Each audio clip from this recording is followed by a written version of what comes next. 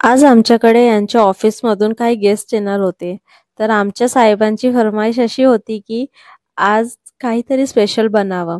मग मी पण म्हटलं ठीक आहे, आज काहीतरी स्पेशल बनवते. तर स्पेशलमध्ये आज बनवते म्हटलं तर अमृतसरी छोले भटुरे. एकदम ढाबा स्टाईल आहे. खूपच छान रेसिपी आहे. आणि भटुरे कसे बनवतात, काही जणींची तक्रार असते की भटुरे फुगत नाही आमचे किंवा काहीतरी कमी पडतं. तर मी भटुरे कसे फुगतील, कुठल्या एक टेक्निकने फुगणार आहे भटुरे ते सगळं सांगणार आहे. बस व्हिडिओ शेवटपर्यंत बघा. भटुरे खरं तुमचे फुगतील, कुठेच कॉम्प्रोमाइज नाही होणार. चला तर मग रेसिपीला सुरुवात करूया. तर सर्वात प्रथम इथे मी एक वाटीभर काबुली चणे रात्रभर भिजत ठेवलेले होते. आता सकाळी हे चणे असे टम्म फुगलेले आहे. मस्त असे टम्म बघा फुगलेले आहे. आता या चण्यांना डायरेक्ट प्रेशर कुकरमध्ये 7 ते 8 शिटीपर्यंत शिजवूया. प्रेशर कुकरमध्ये एक मिनिमम 7 ते 8 शिट्या लावून घ्यायच्या आहे. आता यात मी टाकत आहे 1 टेबलस्पून मीठ आणि 1 ग्लास एवढं पाणी. मी यात टी बॅग वगैरेचा काही वापर केलेला नाहीये, नॅचरल बनवत आहे. तुम्ही बघत विदाउट टी बॅग पण खूप छान बनतं हे छोले मसाला. तर बघा आता इथे प्रेशर कुकरचं झाकण लावायचं आहे आणि प्रेशर कुकरच्या आता 7 ते 8 शिट्या काढून घ्यायच्या आहे. मॅक्स टू मॅक्स 7 ते 8 शिट्यातच छोले छान शिजून जातील. जोवर कुकर होते तोवर भटुऱ्यांकरिता पीठ मळून घेऊया. तर इथे मी सर्वात अगोदर घेतलेला आहे 1/4 कप रवा. हा बारीकवाला रवा आहे. आता यात टाकत आहे मी 2 टेबलस्पून इतपत दही. घरची बनलेली दही वापरली तरी चालेल. हे मी घरची बनलेली दही वापरत आहे. आता यात टाकायचं चवीनुसार थोडंसं मीठ. आता या सगळ्या जिन्नसला एकजीव करून मिक्स करून घ्या. आता सगळ्यांना चांगल्या प्रकारे मिक्स केल्यानंतर एक साइडला 10 मिनिटं रेस्टवर ठेवून द्या. आता 10 मिनिटांनंतर रवा आणि दह्याचं मिश्रण छान सेट झालेलं आहे. तर आता यात मी टाकत आहे 2 कप इतपत मैदा. आता यात टाकायचे अर्धा टेबलस्पून इतपत बेकिंग सोडा आणि हा आहे त्याचा सिक्रेट इन्ग्रेडियंट म्हणजे बेकिंग पावडर. यात बेकिंग पावडर बिलकुल स्किप करू नका. आता तुम्ही म्हटलं की बेकिंग सोडाच टाकते, बेकिंग पावडरने काही होत नाही. नाही, बेकिंग पावडर इम्पॉर्टंट आहे या भटुऱ्यामध्ये. जी लोक तक्रार करतात ना की आमचे भटुरे फुगत नाही वगैरे, पण सोडा टाकल्यानेच नाही, बेकिंग पावडर पण टाका. बेकिंग पावडर टाकल्याने खूपच अमेझिंग टेस्ट येतो आणि भटुरे फुगण्यामध्ये पण खूप हेल्प होते. आता या सगळ्यांना असं एक जीव करून मिक्स करा. पाणी नंतर टाकूया, अगोदर सगळ्या जिन्नसला एकजीव करून अगोदर मिक्स करूया. आता सगळं साहित्य मिक्स झाल्यानंतर यात मी टाकत आहे पाणी. पाणी हिशोबाने टाका, प्रमाणात टाका आणि हळूहळू टाका. आणि मेन म्हणजे मी पाणी टाकलेलं आहे थोडंसं कोमट करून. कोमट पाणी यात वापरलेलं आहे. हे पण इम्पॉर्टंट टिप आहे, याला पण स्किप करू नका. पाणी तुम्हाला भटुरे मळताना कोमटच वापरायचं आहे, जेणेकरून भटुरे अजून फ्लफी होतील. थंड पाणी शक्यतो नका वापरू, तुम्ही कोमट करूनच पाणी टाका. जास्त गरम नको, कोमट म्हणजे हलकंसं मीडियम कोमट. हे बघा इथे भटुऱ्याकरिता पीठ मळून सुद्धा तयार आहे माझं. अजून मी 5 ते 7 मिनिट अजून एक्स्ट्रा टाइम देऊन याला मळून घेतलेला आहे. याला अजून आपटून आपटून खूपच मळावं लागतं. म्हणजे जास्त नाही, फक्त 5 ते 7 मिनिट तुम्ही असं छानपैकी मळून घ्या. हे बघा तुम्ही बघू शकता खूप सॉफ्ट गोळा तयार झालेला इथे माझा. इथे पीठ मळून झालेलं आहे. तर आता याला 1 तासाकरिता मी इथे रेस्टवर ठेवत आहे. तुम्ही 1 तासापेक्षा जास्त ठेवलं तरी चालेल, अजून सॉफ्ट बनेल तुमचा भटुरा. मी इथे 1 तास ठेवत आहे.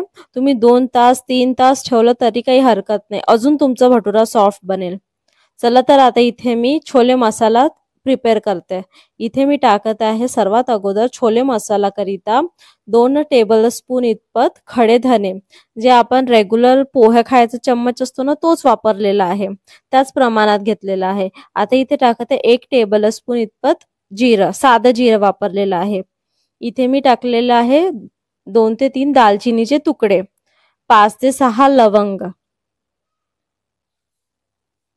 2 मोठ्या विलायच्या, 5 ते 6 काळे मिरे. आता या सगळ्यांना ड्राय रोस्ट करून रोस्ट करायचं आहे. ड्राय रोस्ट करायचं आहे. हलके हलके आणि लो फ्लेमवर, लक्षात ठेवा लो फ्लेमवर ड्राय रोस्ट करायचं आहे. मोठ्या पण फ्लेमवर नको आणि मीडियम पण नको. लो फ्लेमवर आपल्याला ड्राय रोस्ट करायचं आहे. तुम्ही हाय फ्लेमवर जर हे खडे मसाले रोस्ट केले तर ते जळण्याची शक्यता पण असतं. म्हणून शक्यतो तर लो फ्लेमवरच. हे बघा छान सुवास सुद्धा येत आहे खड्या मसाल्यांचा. तर आता इथे मी गॅस फ्लेम बंद करत आहे. आता याला पूर्णपैकी थंड करूनच ग्राइंड करायचं आहे, तसं ग्राइंड नाही करायचं आहे. हे बघा इथे मसाला हा थंड झालेला आहे, पूर्ण थंड करून घेतलेला आहे मी. आता याचा एक पावडर बनवणार आहे. पण त्या अगोदर मी यात टाकत आहे 1 चम्मचभर आमचूर पावडर. आमचूर पावडरनी अजून टेस्ट एनहान्स होईल खड्या मसाल्यांचा, म्हणून हे तुम्ही शक्यतो तर टाकाच. आमचूर पावडर नसेल तर तुम्ही काय करायचं, छोले मसाल्यामध्ये निंबू सुद्धा वापरू शकता, लेमन ज्यूस.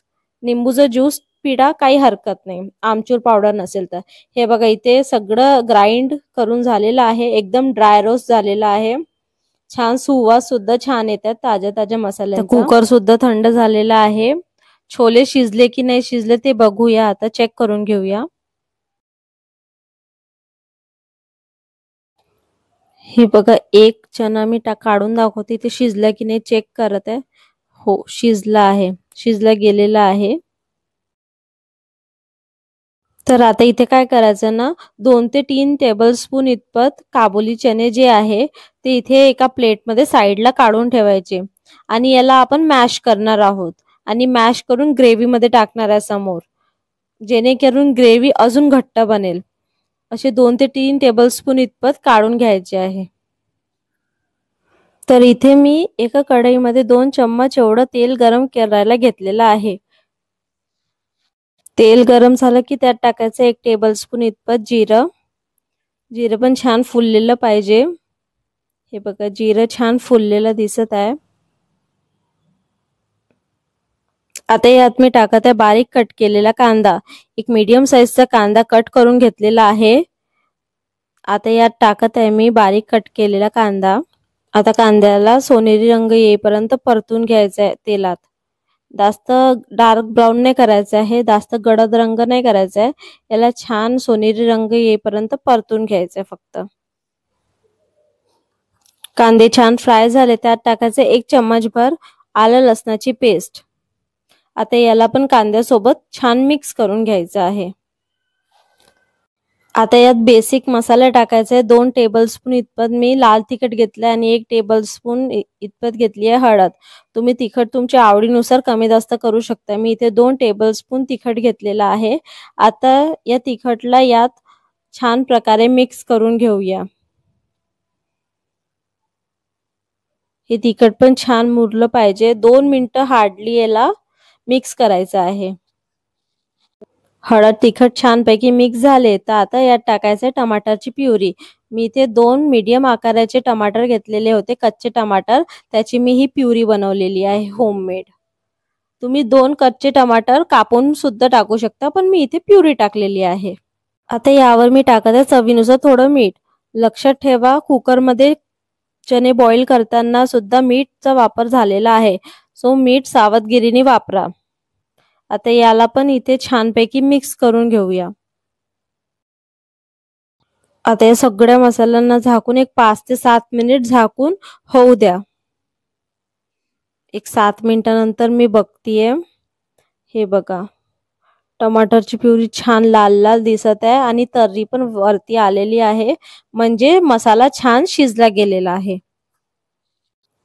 आता इथे छोले टाकायच्या अगोदर जो 2 ते 3 टेबलस्पून मगाशी आपण छोले साईडला काढले होते ना, त्याला मी एका बत्त्यामध्ये थोडंसं क्रश केलेलं होतं. तर आता मी तेच इथे टाकत आहे 2 ते 3 टेबलस्पून. याने ग्रेव्ही खरं खूप छान येईल. तुम्ही नाही टाकलं तरी काही हरकत नाही, पण मी इथे टाकत आहे. याने ग्रेव्ही घट्ट येते. आता याला पण छानपैकी या सगळ्या मिश्रणात मिक्स करून घेऊया. पूर्ण मसाल्यामध्ये हा मिक्स झाला पाहिजे. हे बघा. आता या स्टेजवर टाकायचे छोले. छोले टाकायचे, सगळे छोले यात टाकून द्यायचे आहे. आता यावर टाकायचा आहे छोले मसाला, ताजा छोले मसाला जो आता आपण बनवलेला होता तो टाकायचा आहे यावर आणि या सगळ्यांना एकजीव करून परत मिक्स करायचा आहे. ट्रस्ट मी, हा छोले मसाला बनवल्यानंतर खूपच टेस्टी बनेल. सगळे ढाबा स्टाईल रेस्टॉरंट वाले काय करतात, हेच टाकतात ना, पण त्यांच्या याच्यात आर्टिफिशियल असतात. काही काही वस्तू आर्टिफिशियल असतात, पण आपण सगळं घरगुती बनवत आहे म्हणून हे खूपच अमेझिंग बनणार आहे. तुम्हाला काय सांगू, तुम्ही एकदा ही टेक्निक वापरून बघा, खूपच टेस्टी बनते. तुम्ही ढाबा रेस्टॉरंट सगळं विसरून जाणार. आता या स्टेजवर पाणी नाही टाकायचंय, तसंच लीड क्लोज करून एक 7 ते 8 मिनिट छोल्यांना तसंच होऊ द्या. हे बघा, मॅक्स टू मॅक्स 8 तास झालेले आहे. इथे मी अजिबात पाणी टाकलेलं नाहीये, पाण्याचा अजिबात वापर केलेला नाहीये. तरी सुद्धा ग्रेव्हीला थोडंसं हलकंसं पाणी आलेलं आहे आणि छोले सुद्धा छान झालेले आहे. 8 मिनिटानंतर एवढं बघू शकता. हे बघा, खूप छान दिसत आहे, एकदम भन्नाट. Wow, amazing. आता टाकायचं आहे पाणी आणि पाणी कुठलं टाकायचं आहे, नॉर्मल नाही टाकायचं, थंड वापरू नका. इथे टाकायचं आहे उकळलेलं गरम पाणी. मी इथे उकळलेलं गरम पाणी टाकलेलं आहे. एका साईडला गरम पाणी केलेलं होतं ते टाकलेलं आहे. इथे थंड पाणी टाकलं ना तर काय होणार, ग्रेव्ही तेवढी टेस्टी नाही बनणार. पण गरम पाण्याने कसं ना ग्रेव्ही छान बनते, त्याला एक स्मूथनिंग येते, खूपच छान बनते. तुम्ही कुठल्याही भाजीत बघा, कुठलीही भाजी वापरा ग्रेव्हीची, ती तुम्ही गरम पाणीच टाका, थंड पाणी नका टाकू. आता परत यावर अशी लीड क्लोज करून एक 7 ते 8 मिनिट अजून होऊ द्या. हे बघा, 8 मिनिटानंतर बघू शकतो मी मधामधातून चेक पण करत होती. वाव, तर्री मस्त छान वरती आलेली आहे. हे बघा, तर इथे हे गरम गरम छोले, पंजाबी स्टाईल, अमृतसरी स्टाईल छोले बनून रेडी आहे. खूपच टेम्पटिंग दिसत आहे. आता यावर कोथिंबीरने गार्निशिंग करायची आहे. हे बघा, वाव, खूपच टेस्टी दिसत आहे. हे बघा, टेस्टी दिसत आहे आणि टेस्टी बनले सुद्धा. छोले तर ऑलमोस्ट रेडी आहे. तर आता इथे आपण भटुरे बनवून घेऊया. भटुरे बनवण्याकरिता इथे आपण तेल लावून पोळी लाटून घेऊया. कुठल्याही शेपमध्ये लाटा, काही हरकत नाही. मी इथे सिलेंड्रिकल शेप ठेवत आहे, सो इथे सिलेंड्रिकल शेप मळायचा प्रयत्न करत आहे. आणि लक्षात ठेवा, हा जो पीठ आहे ना मैद्याचा, तो श्रिंक होतो, म्हणून थोडंसं ताकद देऊन थोडंसं हे मळावं. आणि असं नाही की तुम्ही मळून ठेवलं आणि पीठ म्हणजे चपात्या लाटून ठेवल्या आणि इथे तेल गरम होत आहे. तेल गरम झालं की लगेचच आपण त्यात डीप फ्राय करायचे भटुरे. हे बघा, मी यात एक असा भटुरा टाकलेला आहे आणि लगेचच त्यावर मी असं तेल टाकत आहे. लगेच तेल टाकायचं, तरच तो भटुरा फुगेल. आणि हो, जास्त वेळ तेलात नाही ठेवायचं, नाहीतर तो जास्त डार्क ब्राऊन होतो, जास्त गडद रंग होतो. हा, इथपर्यंत कलर ठीक आहे, पण जास्त डार्क नको करायला. हे बघा, किती छान फुललेला आहे. मी सिलेंड्रिकल शेप दिलाय, तुम्ही सर्कल पण देऊ शकता, कुठल्याही शेप मध्ये मळू शकता. हे बघा, किती सुंदर दिसत आहे. अशाच प्रकारे आपण बाकीचे भटुरे सुद्धा फ्राय करून घेऊया, पण हात सांभाळून, तेल लगेच हातावर उडते, म्हणून मी बघा कसं साईडनी टाकलेला आहे भटुरा. तुम्ही पण असं साईडनी टाका भटुरा, तर तेल तुमच्या हातावर उडणार नाही. आणि हे बघा, लगेच भटुरा टाकला तर त्यावर असं तेल टाका, मग लगेच फुगतो आणि जास्त वेळ तेलात नका ठेवू. हे बघा, किती छान फुललेला आहे. वाव, हे बघा, अमृतसरी छोले. वाव, किती टेम्पटिंग दिसत आहे, टेम्पटिंग बनले सुद्धा.